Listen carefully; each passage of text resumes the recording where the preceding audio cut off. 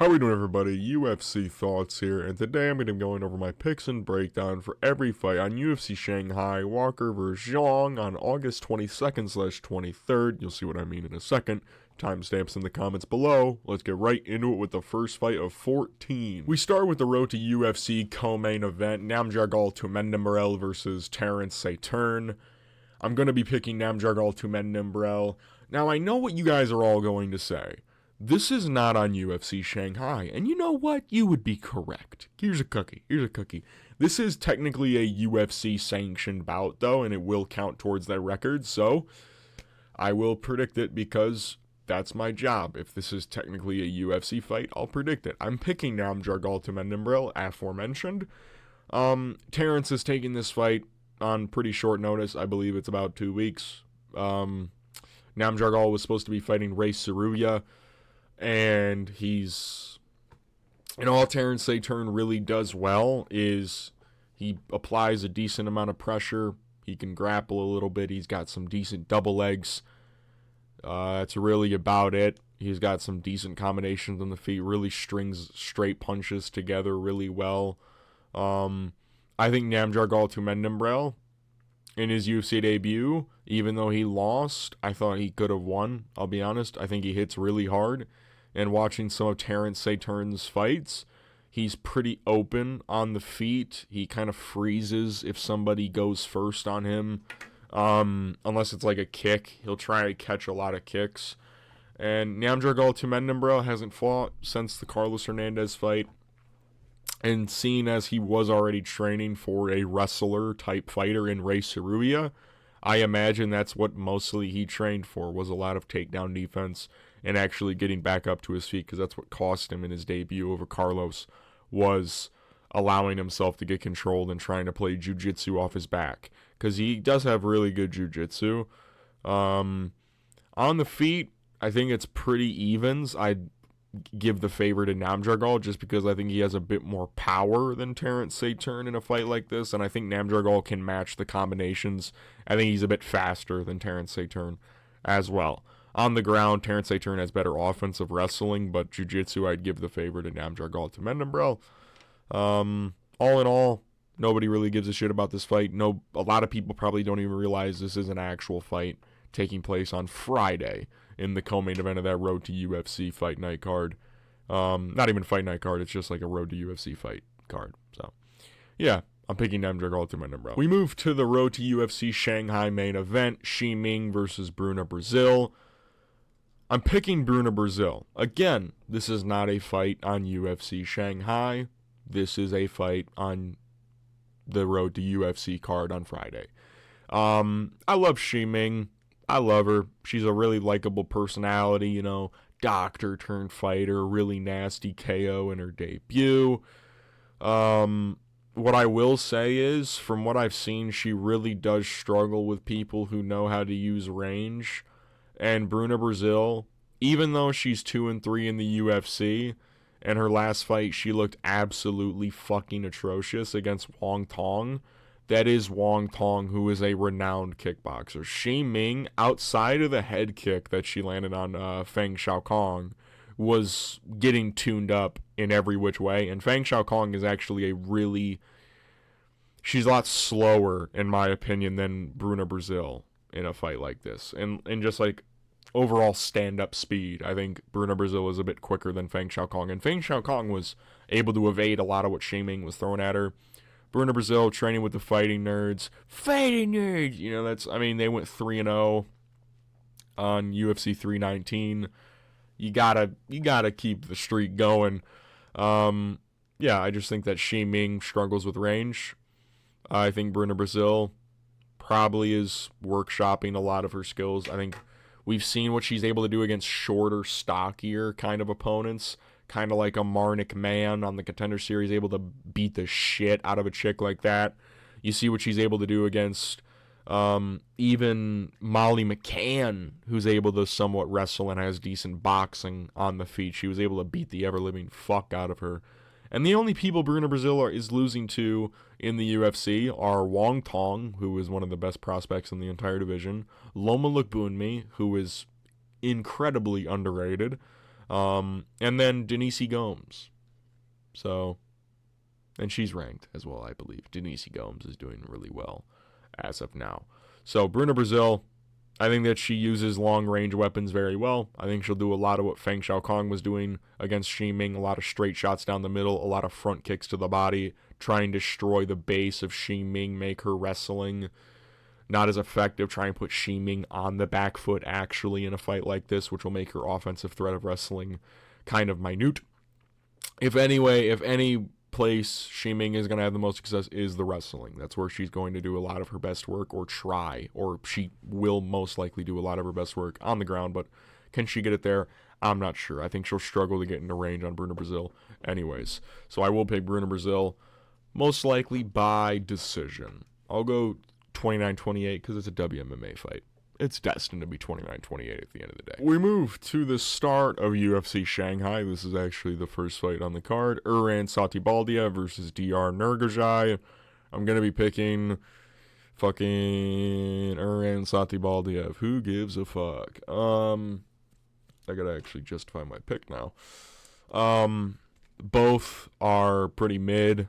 I thought Uran fought a better fighter in his debut, even though he fought his debut at heavyweight, which traditionally light heavyweight skill is better than heavyweight, man. Uran fought Martin Buday, who on criminally short notice, so short notice that he wasn't even in my picks and breakdown video. I think that he took that fight on maybe 2 days notice. Maybe a day's notice, actually.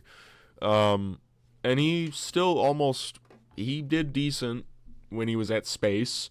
He got held against the fence very easily because he was at a weight discrepancy, and Martin Buday is really actually like pretty good in the clinch. Diyar Nurgozhay had such a terrible debut against Brandon Ribeiro. I just don't really feel like I can pick him to win a fight. Like, they're both very... Like, the perceptions of both Uran and Diyar are very low at the moment, just because of their debuts. I thought Uran, he almost finished Martin Buday in the third round, hurt him really bad. I think Diyar Nurgozhay, his tick of touching his face every fucking 2 seconds can lead to Uran landing some big bombs on him. And I feel like Uran Satybaldiev, he's big, he's got good length in his arms. That's something that Brendan Ribeiro used very well against Diyar Nurgozhay. That's what Diyar actually struggled with, was the breach of Brendan Ribeiro. Just the overall length in the arms. Yeah. Diyar is a bit more technical. I'd say Uran can kind of get a little bit too scrappy in moments, but it works. You know, it works. Like, MMA, you don't need to be the most technical. If it works, it works. You know what I mean? Like, Diyar Nurgozhay, he's a bit lower output. I think in a fight like this, they're going to look at the volume of Uran Satybaldiev. Yeah, Diyar, I don't know. I don't like him. I don't know what it is. I think it's the tick, him touching his face every 2 seconds. It pisses me off. Because I believe that's actually what lost him in his debut, was constantly touching his fucking face and getting tagged on the feet. Diyar can wrestle, which can present problems for Uran Satybaldiev. But if he was able to stuff every takedown from, Martin Buday and be able to, hold his own against a way bigger guy who trains with Tom Aspinall, who trains with, Ante Delija, I think Uran will do fine against a guy like Nurgozhay. So I'll pick Uran Satybaldiev by decision. Fuck it. We move to Zhao Long versus SuYoung. I'm going to be picking SuYoung on this one. This is a little tricky because I personally think SuYoung is really good, but I do understand that this is it can turn into a tough matchup for him if Zhao Long is able to stuff the early takedown threat of SuYoung and able to keep it standing for the most part. But I think SuYoung's striking is actually improving pretty well, and I think his striking defense, he's pretty safe on the feet. He moves out of the way of shots, moves laterally pretty well. And Zhao Long, if you bring him in sort of a dog, kind of scrappy type fight, I think SuYoung can easily find his takedowns. SuYoung is really strong with his double legs and single legs. He lifts very, he lifts a lot with his takedown threat instead of driving and running the pipe. I think he can slam Zhao Long early. And I think SuYoung underrated a little bit on the feet. I think he can get a little bit of his dirty work done on the feet, kind of like throwing tight little combinations in little pockets of time. And I think Zhao Long, while he's coming off a really good performance over Kwang Lee, SuYoung had two pretty dominant performances back-to-back over Beargang Jiliasu and then AJ Cunningham. Zhao Long's pretty inactive, man. He hasn't fought since November of last year. And prior to that, actually, no, he's pretty active in 2024. But as of now, he hasn't fought since November, so it'll be, basically, like almost coming up on a year. Essentially, it'd be like 9 months. Or 10 months, technically, because we're almost in September. But I think on the feet, SuYoung, he can get hit by Zhao Long. Zhao Long does use hooks really well. He sets them up with kind of like off-kiltering and then throwing. SuYoung, I think, is a bit more of a technical fella on the feet, but he's a bit slower. So maybe that'll allow openings for Zhao Long. But I think SuYoung will be able to find his takedowns. I think he is very good grappling-wise against a guy like Zhao Long. SuYoung gets 50% of his takedowns. That means he gets a takedown. He gets 1 out of 2 takedowns. And if he's able to get that on Zhao Long, he's got really good controllability. Really heavy pressure on top. He's able to get to positions very quickly. And Zhao Long, maybe he rushes. So I'll go with SuYoung on this one. We move to Yizha versus Westin Wilson. I'm going to be picking Yizha to win this fight over Westin Wilson. Not really a technique breakdown. I just really think Westin Wilson is pretty bad at fighting. He's got really good Brazilian jiu-jitsu off his back. We saw that in the Jeka Satagi fight. On the feet, he doesn't use his length very well. He's huge for featherweight. I mean, you look at the height of him, 6'1". He's basically Sean Woodson. But he doesn't use front kicks. He rushes in. And I know Yizha is coming off a fucking beatdown against Gabriel Santos. He got beat the fuck up by Gabriel Santos. Gabriel Santos is actually looking like a pretty good prospect. Beat Jack Jenkins as well. Actually finished Jack Jenkins. Yizha at least made it to a decision with him, even though he almost got finished by a front kick. But Westin Wilson, I think he'll rush into something against Yizha, and Yizha is pretty well-rounded. So I don't think that even if Westin Wilson does kind of pull guard or they get into a weird grapple position, Yizha went to a split decision with Young Lee. So I think on the feet, Westin Wilson, like on paper, should do well, but I think he'll rush in on Yizha and get clipped with something. And even on the ground, I think Yizha's a better offensive wrestler. The BJJ definitely leans to Westin Wilson, but Yizha, he's a bit of a, stout little kind of like muscly little fella. So I think Yizha on the feet, Westin Wilson rushes in, gets clipped with something, Yizha jumps on top of him, finds a finish. Anybody not named Jeka Saragi should beat Westin Wilson. So I'll go with Yizha. We move to Michel Pereira versus Kyle Daukaus. I'm going to be picking Michel Pereira over Kyle Daukaus. I know Michel Pereira has lost every ounce of stock that he once had after moving up to middleweight. He was murdering people. The Anthony Hernandez performance obviously didn't go his way. He gassed out pretty fast. The A-Bus fight was pretty bad. Kyle Daukaus, even though he has strung together some pretty solid, a pretty solid win streak, singular. A pretty solid win streak against some, somewhat capable regional fighters. In the UFC, against UFC-level talent, Kyle Daukaus really falls off a cliff, in my opinion. Especially against big, powerful fellas. You look at what Roman Dolidze was able to do to him. Michel Pereira is not a pushover in the grappling, all right? I know Anthony Hernandez kind of made it seem that way. Michel Pereira, outside of that fight, had like a 90% takedown defense. He's really good when it comes to takedown defense, especially against slower guys. Kyle Daukaus isn't the most athletic specimen in the UFC. I think Michel Pereira at this point in his career has probably had to go inwards, like, on his mindset. Like, those last two performances were pretty shit. The A-Bus fight really pissed me off. And his original opponent, Marco Tulio, I was going to pick Marco Tulio to beat Michel Pereira. But Kyle Daukaus, again, this is short notice for him. He's been calling for a short notice opponent. Or Kyle Daukaus has been calling for like a short notice fight from the UFC. Like, oh, this guy pulled out. Bring me in, coach.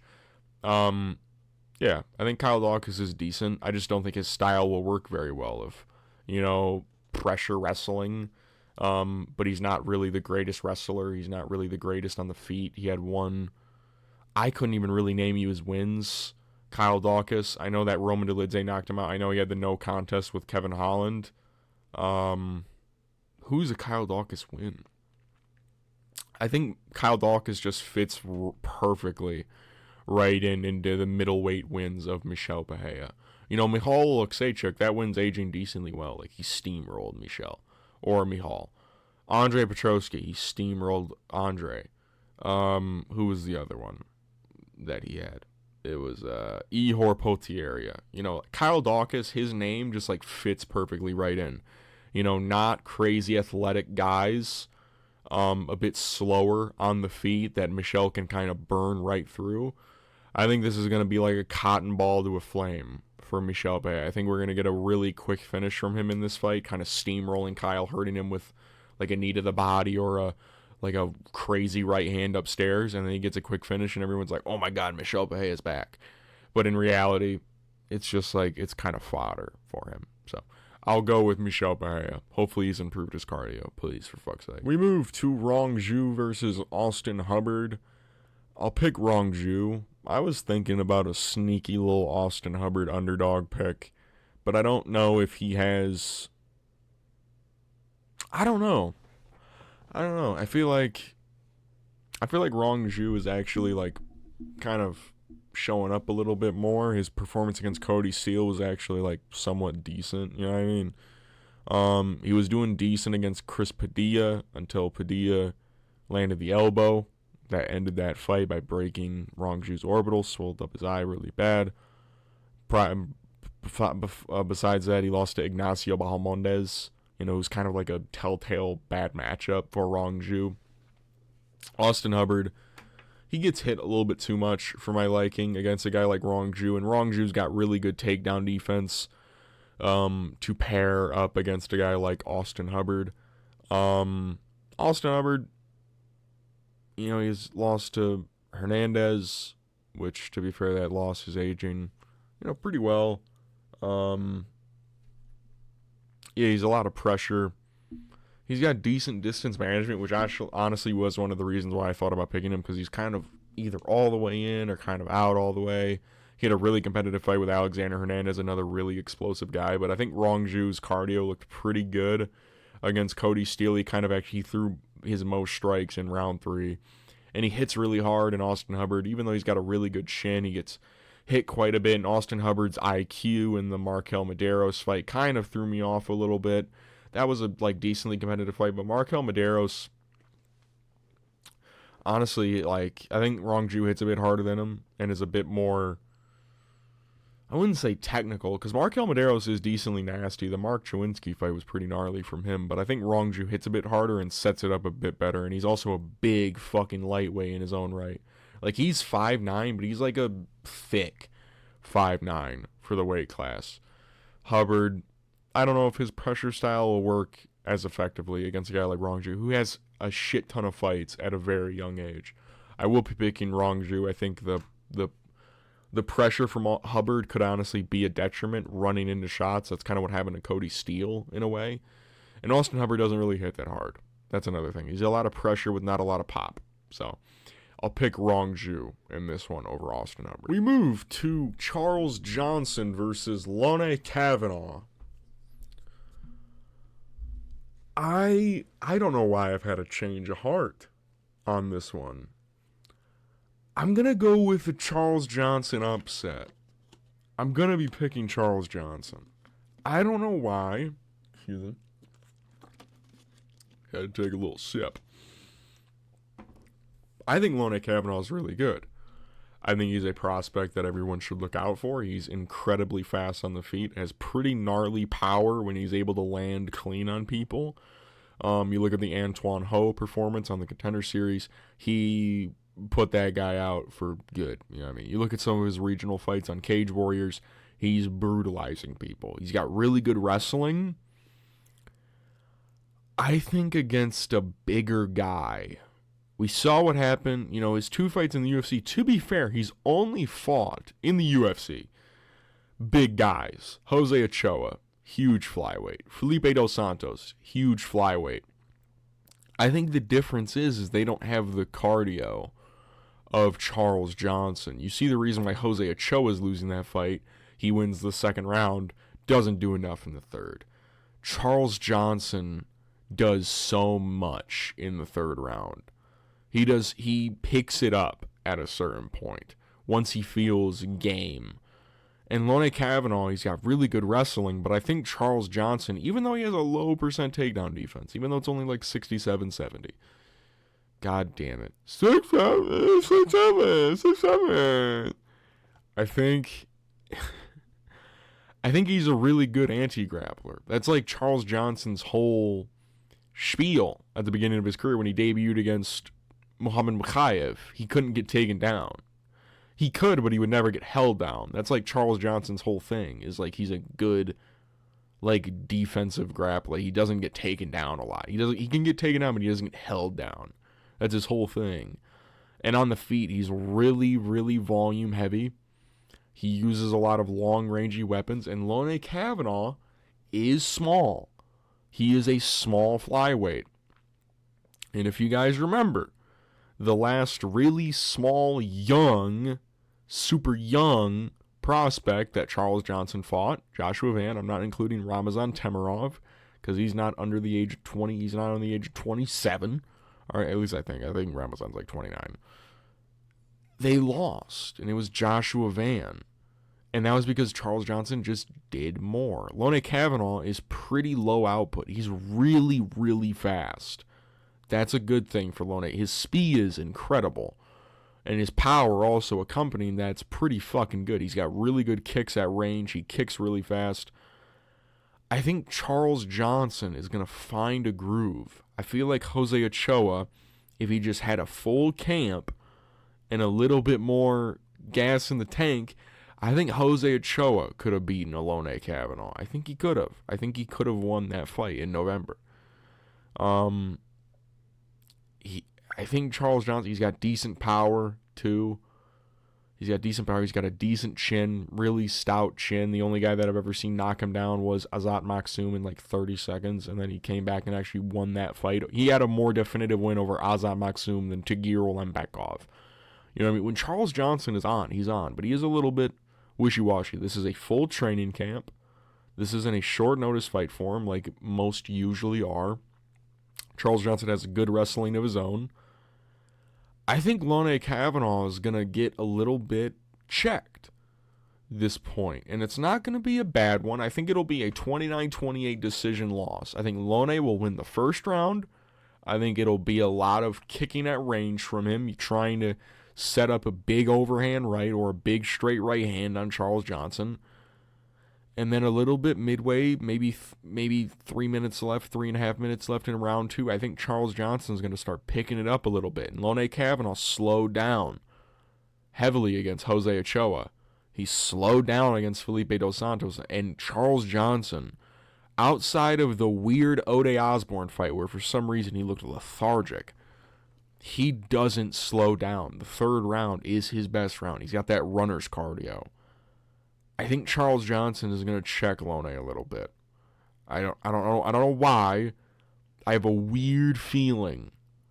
Because I think going into this fight, a lot of people on paper are like, oh, Lone's undefeated, a really good undefeated prospect. I think he wins this easily. But when I started to look at it, and I'm like, I remember the Jose Ochoa performance. A little strange. I know Jose hits really hard. He's a really dangerous young guy. He didn't have the cardio. Charles Johnson is dangerous. He hits hard. We saw what he did to Joshua Van. He knocked him out. He was the guy that revealed that Joshua Van maybe is susceptible to big punches. He throws in combinations. He uses long-rangey weapons. He's a big fucking flyweight. He's a big guy. He's got a lot of... The reach in this fight, that's not true. He's got like 5 inches of leg reach as well. I think we're going to see a weird performance from Charles Johnson. It'll be like, holy shit, he did it again. I'm picking Charles Johnson. I got a feeling. I got to go see about Charles Johnson, dude. We move to the featured prelim, Maheshate versus Gage Young. I'll pick Maheshate. Fuck it. Why not? At the end of the day, these cards where they go to China, I kind of just like fuck around on them. I'll be honest. Like, I think my worst card ever prediction wise was the Macau one. I think I went like 5-8. But yeah, I think Gage Young had a decent performance against Evan Elder on pretty short notice. It was a decent scrap. Evan Elder clearly won the first 2 rounds. Even you might have edged out the third. Gage Young had a competitive fight with Killen Salkild. But again, I think Gage Young probably dwindles down a little bit. And Maheshate, he does have really weird power where he can knock anybody out if he's able to land clean. He hasn't looked the greatest as of recent. I think a lot of people can agree on that. You know, the Gabriel Benitez performance was a little strange from him as well. He got kind of tuned up by Nicholas Mota. He got knocked down every round, essentially. But I think Nicholas Mota has really good power. He's a really powerful guy. Same with Vyacheslav Borshev. Vyacheslav does hit really hard when he's able to land clean. I think Maheshate, at this point, had to take a sip of water. He's taken some time off, from the Mota fight. Probably try to recalibrate things. He's got really long, rangy weapons. He kicks a lot. He's got decent boxing combinations.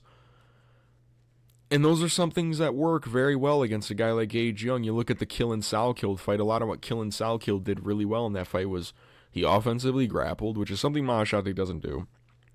But a lot of his work came from his kicks.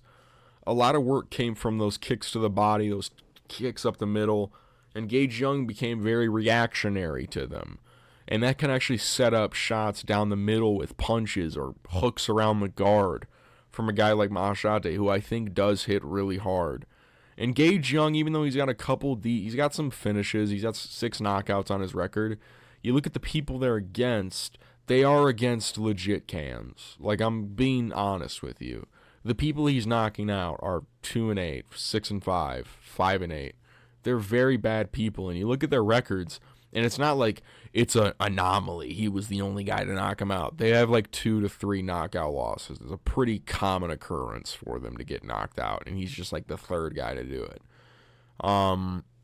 Maheshate knocked out Steve Garcia. I know that was a while ago. I know that was fucking ages ago. Was that what fucking pay-per-view was that? Was that a pay-per-view or was that a fight night? I forget. But it was like on the prelims of a arena card, and he slept him out cold. Maybe it was 275. No, I don't think it was 275. Maybe.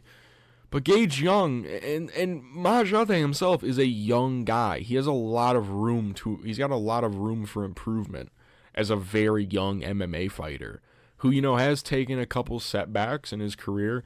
Vyacheslav, that fight didn't go his way. And most recently, the Nicholas Mota fight didn't go his way. I think Gage Young is a decent fighter. I don't know if he has that power to really offset a Maheshate and make him really get all the respect needed to kind of school a Maheshate. And even in the Nicholas Mota fight, Maheshate was doing good work. And then he just got clipped. I think Gage Young doesn't really have that power to really, knock him off balance and then win a round off of a knockdown or that type of stuff. I think he'll be shooting a lot and maybe exerting himself a bit too much. And I think Maheshate will find his shots on the feet and maybe win a decision here over Gage Young. I think it'll be competitive. I think it'll be a very close fight. on the feet. It'll be close in the grappling. I give the edge to Gage Young. Obviously, he's a bit of a better offensive wrestler, in my opinion. I think on the feet, Maheshate just does a bit more, in my opinion. I think he just does more, and I think it's more clear to the judges. Also, is Shanghai. I'm going to give you the decision to Maheshate. So, I'll pick Maheshate to win. We move to the start of the main card. Nueraji versus Kiefer Crosbie. I'm going to be picking Nueraji to win this by first or second round. I'll go KO with Nueraji. A lot of people are going to come into this card not knowing who Nueraji is. He fought on Road to UFC a couple years back. Only one time for some reason. I don't know if this was just like a random one-off thing that they did where they brought him on. He got one of the most brutal knockouts and one of the wildest performances that I've ever seen in my life. Ever since then, he's only fought, I think, twice, Kiefer Crosbie, I think, is just not all that great. I think he swings heavy on the feet. That's really about it, isn't it?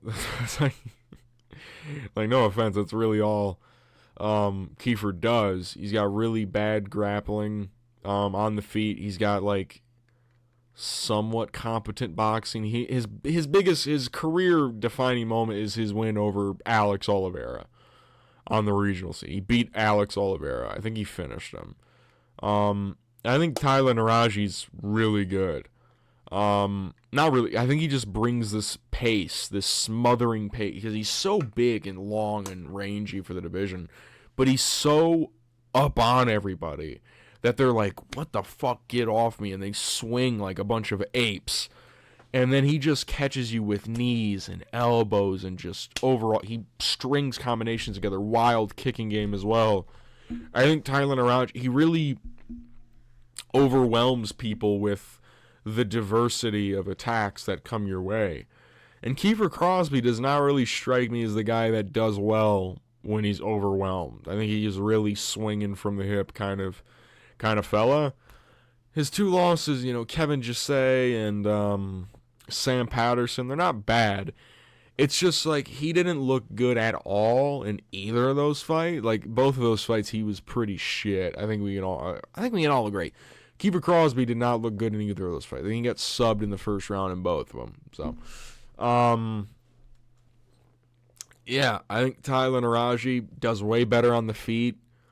He's got decent defensive grappling, even if I know Kiefer Crosbie isn't really much of a wrestler, but I think Kiefer might be trying to shoot a couple takedowns in this one and try and just hold Tyler to stop throwing at him. So, super young fighter, really good combinations on the feet, really wicked power as well.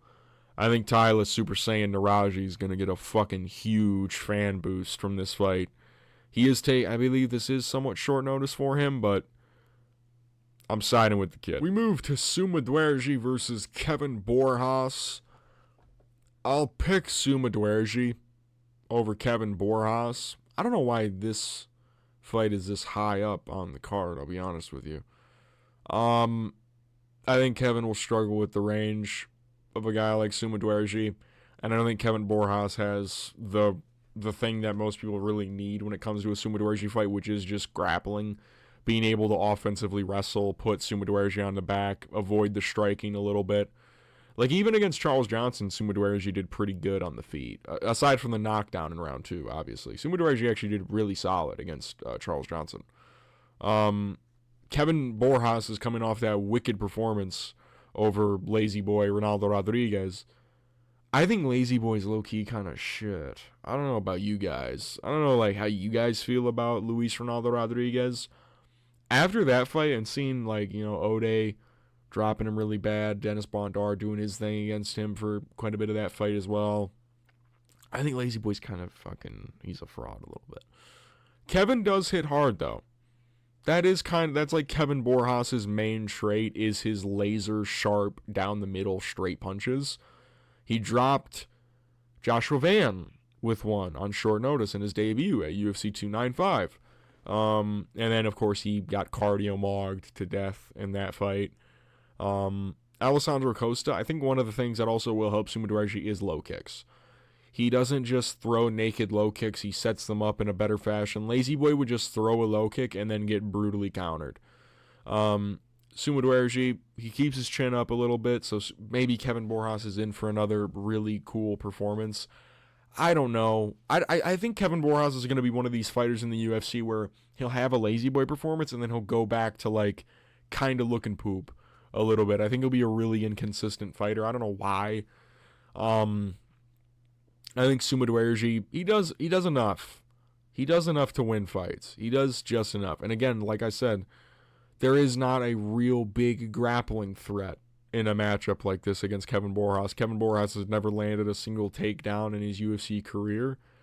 And also he struggles with low kicks. Like, Alessandro Costa threw one low kick and actually deadened Kevin Borjas' leg.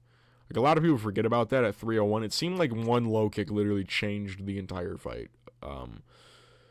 Sumudaerji hits really hard. He's really long and rangy as well. That's like Kevin Borjas. Like, he's long, rangy himself. On like a shorter frame, he's got longer arms for a 5'5" body. But Sumudaerji, he's got long ass arms. He's just got really long arms. He's got long legs as well. So I'll go with Sumudaerji. I think he'll do a bit more across the decision. Just kind of poking at Kevin Borjas, not getting hit by a lot. Trying to evade a lot of the bigger strikes from a guy like Kevin Borjas. Try and gas him out a little bit. Maybe throwing body kicks, maybe throwing to the body as well with like a teep up the middle. I think Sumudaerji will use his long weapons, as he does usually. So I'll go with Sumudaerji. We move to the featured fight, Sergei Pavlovich versus Waldo Cortez Acosta. I will be picking Sergei Pavlovich by first or second round knockout. Waldo, doesn't Waldo just give off vibes of somebody that Sergei can knock out? Isn't that, like, it just seems right. Like, it just seems like, yeah. Like, yeah. I think Sergei can easily knock out Waldo. Waldo doesn't really hit all that hard. He doesn't do a whole lot on the feet either. He's a lot of jabbing, but not like power jabs, not like snapping anybody's head, but he just throws to throw. And also seeing Sergei able to wrestle offensively can help a lot, setting up the takedown threat on a guy like Waldo Cortez Acosta, like Sergei Spivak was able to do. Like, if Sergei Spivak is doing decent work on the feet against Waldo Cortez Acosta, I think a guy like Sergei Pavlovich should be able to find the fucking mark, right? Like, I'm not tripping when I say that. So I'll pick Sergei Pavlovich to just corral a guy like Waldo against the fence, kind of use his aura, kind of use his presence in the cage. Waldo has seen the highlight reels of what people have done to Sergei, not done to Sergei, what Sergei's done to people, you know what I mean? And I don't know if Waldo has all the greatest chins. You know, we didn't get to see it really tested a lot against, like, Robelis. Robelis didn't really hit him all that clean. And Robelis isn't really that great of a boxer anyways. Yeah, and Sergei's got decent takedown defense, I imagine. Waldo's not going to be shooting a lot of takedowns. He was able to get him against Robumus. So, yeah, I just think Sergei's a step above every fighter that Waldo has ever fought, like, combined, honestly. So, Waldo, he arguably lost to Jared Vanderaa. He went to a competitive decision with Andrei Arlovsky. You know, he's not shinning Arlovsky. He's not shinning Vanderaa. He's losing to Rogerio de Lima. You know what I mean? Like, I think Waldo Cortez Acosta, he's, like, decent. He can get some work done. Don't get me wrong. He beat Ryan Spann and Sergei Spivak in a very close decision, by the way. Very close. So, I'll pick Sergei Pavlovich pretty convincingly. We move to the co-main event. Brian Ortega versus Aljamain Sterling. I'm going to either do the worst on this card, or I'm going to have a fucking certified hood clap. I'm going to pick Brian Ortega in a 5-round fight over Aljamain Funkmaster Sterling. Hear me out. 5 rounds suits Brian Ortega. If this was a 3-round fight, I would confidently pick Aljamain Sterling. Aljo slows down. That is just a fucking fact. He does. he does really slow down. I don't think Ortega is going to slow down a lot against Aljo. I know Ortega slows down usually. That's mostly because people do a fuck ton of damage to him. I don't think Aljo has the ability to do a lot of damage to Brian Ortega, if I'm being honest with you. He's a way better grappler. He's going to do a lot of good wrestling work in the first 2 rounds, in my opinion. I think the first 2 rounds are pretty easily going to be Aljamain Sterling. On the feet, even, I think Aljo's really awkward on the feet in the early frames. And Ortega tries to, be a little bit technical, and he's a little weird in situations like that. I think past round 2, Aljo is going to be he's going to be puffing, bro. Because here's the thing. People talk like Aljo, like, damn, man, he's got so many 5-round camps. He has slowed down in every 5-round fight really bad. That's like Aljo's thing, is he slows down in 5-rounders. And I think slowing down against he even slowed down against Movsar Evloev. I know that was a crazy pace that they win at, to be fair. This isn't going to be like Calvin Kattar. Calvin Kattar, that was a broken Calvin. Ortega's coming off a little bit of a layoff. He hasn't fought since, Lopez. And even then in round 3, he was starting to mount a little bit. He was starting to land his own stuff. And then, he got cracked really bad again, then knocked down. To be fair, that is what happened. Okay. But I think Brian Ortega, down the stretch, even like Yair Rodriguez, he slowed down because he got knocked down twice and he rolled his ankle in that fight as well. I think Ortega, he looks in good shape. I'm going to say this. I know this, by the way, this is the photo for 306. This isn't even the photo for 306. This is the photo like a month out from 306. I don't know why they did the photo shoot that far away. But yeah, that is not how Ortega looks now. Ortega is in shape. He actually looks pretty decent right now. Shaved the head. He has got the hair from when he fought fucking, God, when did he have that hair? He doesn't have long hair anymore. It was like when he was on The Ultimate Fighter, I think, is when he had that type of hair. I think Ortega's going to Riz face his way through this fight. I think Ortega's going to walk through a lot of what Aljo has for him. Aljo doesn't hit all that hard. He's really awkward on the feet, but I think Brian Ortega's a bit more technical, and down the stretch, that's going to matter when Aljo's shooting really bad takedown attempts, which is something he does often do, and puts himself in bad positions. Aljo's 36. He's got a lot of wear and tear on him. I know Ortega's got arguably more. Arguably he does, to be fair. I think a 5-rounder really helps an Ortega in this fight. I think it just does. Like, it just does. Like, let's be honest, it does. Yeah, I think on the feet, the 1s and 2s down the middle, I think Brian Ortega's takedown defense will get better as the fight goes on. It isn't going to be a fight where he takes a lot of damage, so he's not going to slow down via, like, poisonous shots from Aljo. And I think Ortega's got he's got some really slick jiu-jitsu, so I don't even think that Aljo can really get to his favorite positions on an Ortega even. I think the takedowns are going to be there early. Like I said, I think the wrestling's going to look really good early for Aljo. I think post that, Ortega's going to look really good. And I think he might even find a finish. I think he can find a finish on Aljamain Sterling. Like the positions Movsar was putting Aljo in, I think Ortega could capitalize more on. I'm picking Brian Ortega in the Big 25. I will do it. We move to the main event, Johnny Walker versus Ming Zhang. I'm picking Ming Zhang to win by first round KO.